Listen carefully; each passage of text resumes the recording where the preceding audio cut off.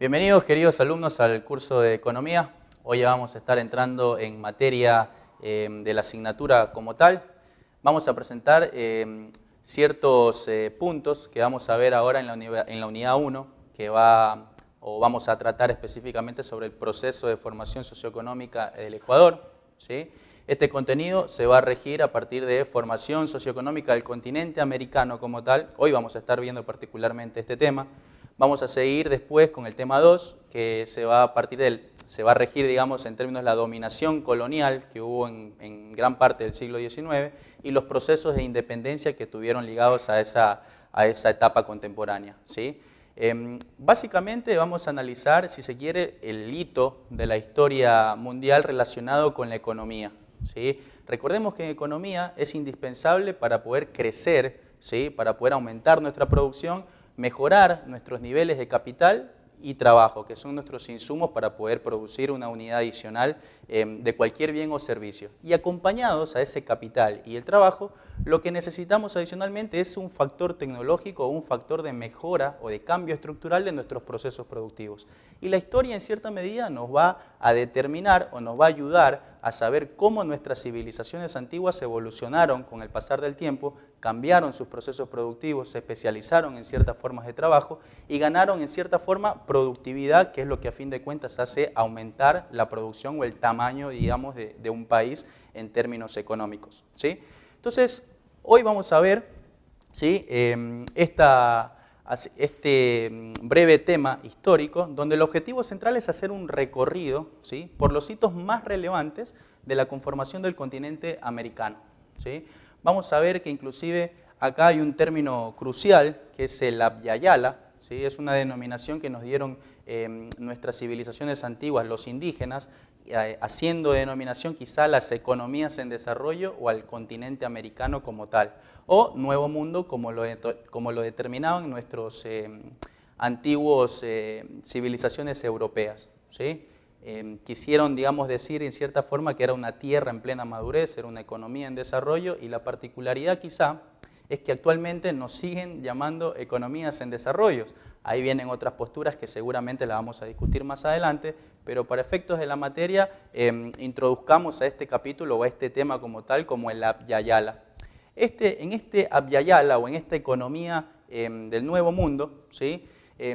Tuvieron particular protagonismo algunas culturas, entre ellas la maya, la olmeca, la azteca, que en cierta forma englobaban el continente mesoamericano o la parte, digamos, de América o del continente americano central, si se quiere, donde habían países como Honduras, habían países como México, Guatemala, entre otros, ¿sí? Los englobaban gran parte de estos países, la cultura maya, la olmeca y la azteca. Y seguido a estas tres viene una cuarta, que es la cultura inca, donde ahí ya entramos los sudamericanos, donde entra Ecuador, entra Bolivia, entra Chile, entra Argentina, el propio Perú, ¿sí? Y vamos a ver cómo todas estas civilizaciones se diferenciaban un poco en sus procesos productivos, lo que le permitió en gran medida sobresalir, acumular procesos de capital y mejorar, digamos, la mayor producción que pudieron haber tenido en determinadas etapas del tiempo.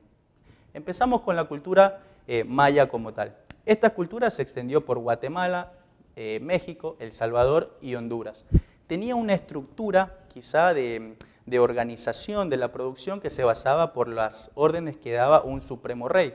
Este supremo rey determinaba un gabinete de trabajo, y este gabinete de trabajo subordinaba a su vez a la población, que la clasificaban en agricultores, artesanos y guerreros. En cierta forma, esta era la forma o la manera de operar de esta cultura maya, que tuvo particular atención en los desarrollos de algunas ramas en particular, principalmente la astronómica, ¿sí?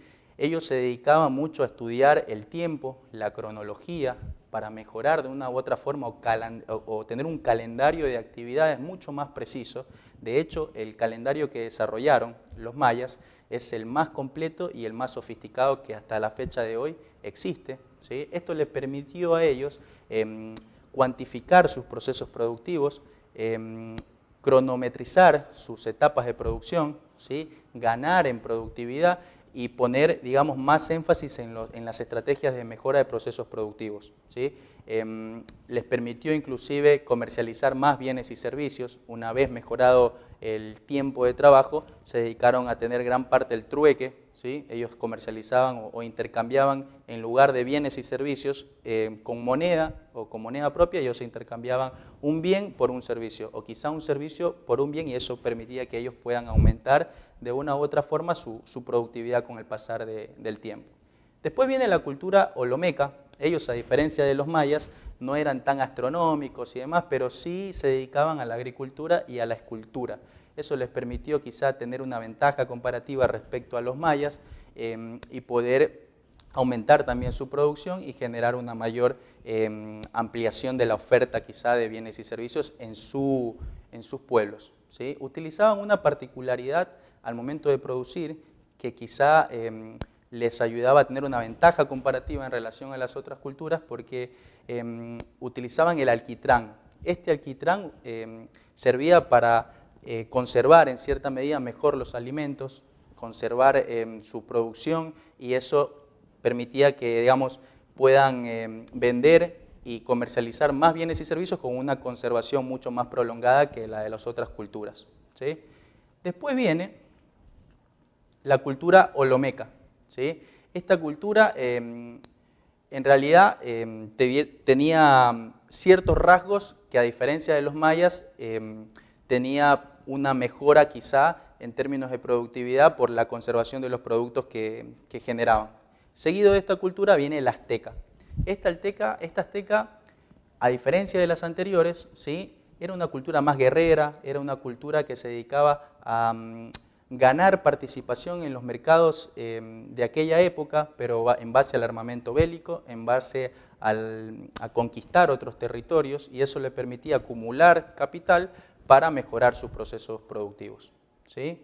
Después, centrándonos ya en la parte mesoamericana o de Centroamérica, nos vamos a centrar más en la parte sudamericana, que, como bien comentamos, la engloban los incas, ¿sí? Acá entra Perú, entra Chile y todos los países asociados a la cordillera andina de América del Sur.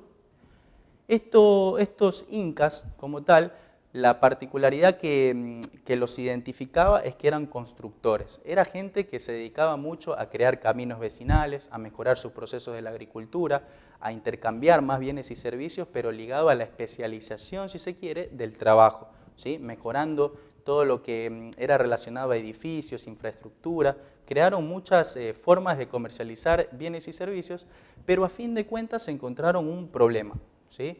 El problema eran los cambios diversos que había en esa época del clima y de los suelos. Para desarrollar mejor esas partes, crearon algunas estrategias de mejora. Entre esas estrategias de mejora están los andenes, ¿sí?, que era una estructura de producción escalonada, ¿sí?, que de una u otra forma permitía aprovechar de mejor manera las lluvias y el clima propicio para desarrollar esos centros agricultores. Después también produjeron las denominadas cochas, que eran como unas lagunas artificiales que permitía regar de mejor forma los cultivos y aprovechar a gran escala esta mayor productividad que le ofrecían estas lagunas artificiales. Seguido de las cochas vienen las denominadas guaru-guaru, que era como en un lago artificial, ¿sí?, poner algunas parcelas de tierra para diversificar un poco la tradicional forma de cultivar alimentos, y eso permitía que los cultivos estén mucho más concentrados en su temperatura y les permita desarrollarse de mejor forma. Seguido de esto vienen los controles verticales de piso, donde no solamente eran parcelas de tierra en lagunas de un solo producto, sino que eran parcelas de tierra dedicados al producto A, al producto B, a la ganadería, ¿sí?, a la pesca. Entonces eso les permitía a ellos generar un mejor proceso productivo y poder aumentar, si se quiere, su producción a mediano y corto plazo. Como hemos podido apreciar en esta breve historia, en estos breves repasos de la historia económica mundial, ¿sí?, todo lo que hoy llamamos globalización en pleno siglo XXI viene desprendiéndose de algunos procesos productivos. Entre ellos, todo lo que hemos visto hasta ahora. Hemos visto que los mayas se especializaron en la astronomía, hemos visto que los olmecas se especializaron en la escultura, hemos visto que los aztecas se especializaron en la guerra y en las estrategias de ganar poder de mercado a través de combates. Hemos visto que los incas se especializaron no en lo que hicieron los otros, pero sí en mejorar la infraestructura, en ganar mayor viabilidad de comercialización de bienes y servicios, y todos esos procesos han permitido que hemos evolucionado o que al menos hayamos sentado las bases sólidas para haber triunfado en la denominada revolución comercial, en la denominada revolución industrial, ¿sí? Y con el pasar del tiempo, hoy por hoy tener la globalización que nos marca en cierta forma una mayor productividad y un mayor crecimiento económico para los distintos países. Entonces, fíjense ustedes que la historia como tal nos ayuda a entender y nos ayuda a fomentar un mejor aprendizaje de todo lo que estamos analizando en la materia de economía, chicos. Así que esta es una introducción, este es un tema principal de la unidad 1 que vamos a seguir desarrollando a lo largo de este curso, y los temas subsiguientes vamos a tomar como base lo que hemos aprendido hoy para seguir desarrollando más material del curso. Les agradezco por su atención el día de hoy.